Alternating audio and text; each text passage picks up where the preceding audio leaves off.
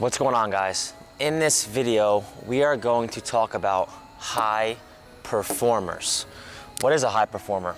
You know, for a lack of a better definition, it's someone who performs their craft at a very, very, very high level. What do these people do consistently and over again to make them better than everyone else in their field? Whether you're, like we talk about all the time, a top footballer in the world, maybe you're the CEO of Goldman Sachs, maybe you're the top surgeon in the world. I don't care what you do, what makes you the best, what makes you the highest performer in your field. For us, we're talking about football, but this really can be applied to absolutely anything. It's not always about the ball. If you don't have these key traits, I'm gonna go over these three key traits, you're really gonna struggle to reach your maximum potential.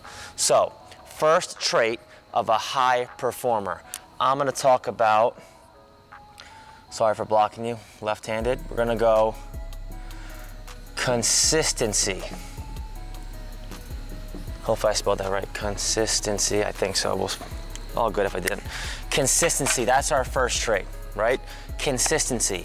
Can you day in and day out show up and be able to do the same thing over and over again, right? Whether you're bored, not feeling well, not motivated, can you still come to work, aka the field, come to practice and still put in a shift? Something I tell my clients all the time is, what does your minimum look like? What does that mean? Your minimum, meaning on your bad day, when you're really not into it, meaning your minimum level, are you still solid? Are you still good? Everyone can have that one day where they're awesome, but your average player will have those days where they really dip off and they're not really performing at a high level anymore. Pro athletes, top footballers across the globe are always great, but when they have those 2 or 3 bad days throughout the month, they're still solid. Their minimum is here. A top footballer on their best day is here, on their bad day, they're here. So they're always in range. Your average local footballer might be great one day and then they're terrible another day. That's not gonna work. Raise your minimum and be consistent day in and day out, in training, in your games, off the field, just your diet, your workout routine, whatever it is, everything, your sleep, 24/7, you have to be consistent. Anyone could be on for a week, a month, a year, but can you be consistent for 5 years, 10 years, 20 years? That's how you're gonna make it and be in that top 1 to 3% of footballers. Second key for high performers,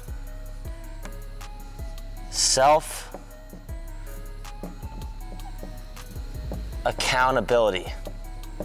This is another huge one. Self-accountability. What do I mean by that?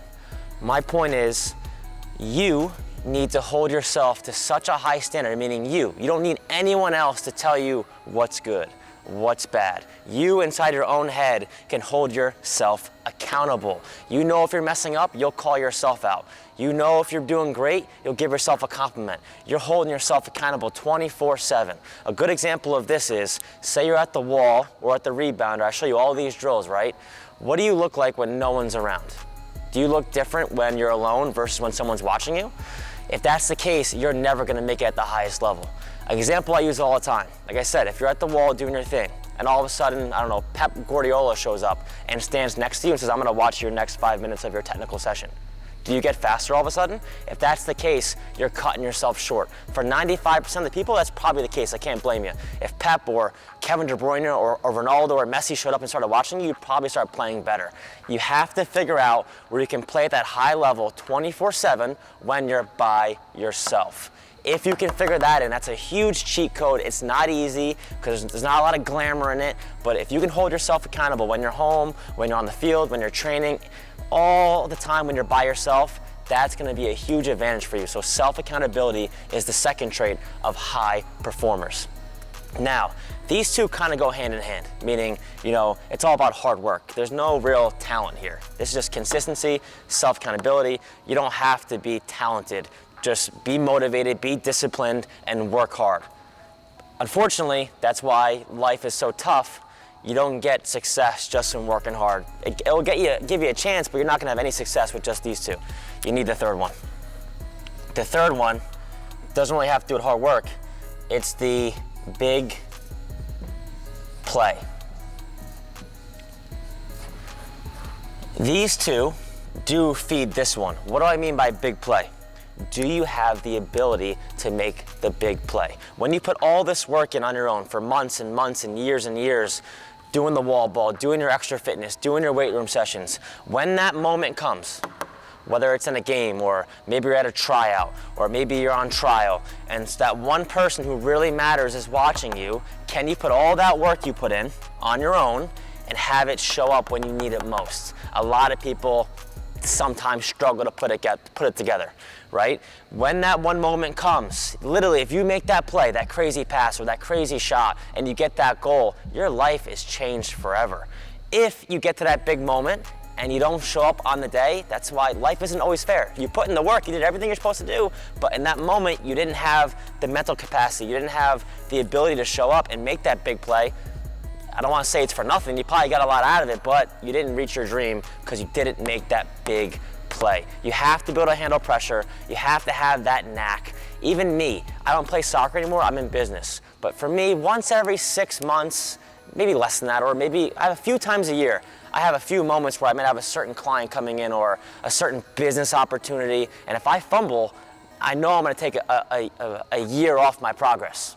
It slows me down. But if I make that phone call and I say the right thing, or I have that client and I program correctly and they leave here loving it, all of a sudden my business accelerates. So I don't care if it's business or for us as footballers in that big match, when it's all on the line, if you make that one play, your life is literally changed forever. So again, guys, it's not always about this 24/7. All these videos I'm making, technical work, passing, shooting, defending, all that stuff. Sometimes it's about this right here. Can you be consistent day in and day out? Can you hold yourself accountable? You need to care about your results more than anyone else. Do it for yourself. And the third thing, the big play. Big play. This is what will separate, that 1% from everyone else. So these are my 3 keys to being a high performer. Everyone else is trying to be a local, just get better.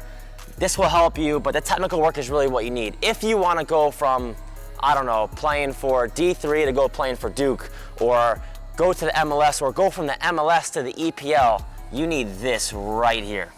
This is what separates. When you get to professional football, everyone is so damn good. But that 1% that's a little bit better than everyone else has these 3 traits in common. Is there more than 3? Of course there is. But these are the main 3, in my opinion, to being a high performer. So it's not all about the ball. Can you have that mentality? Can you establish these traits? Do it for yourself. Focus on your goals, and this will help you get to the next level. Hope you enjoyed that video. I'll see you guys next time.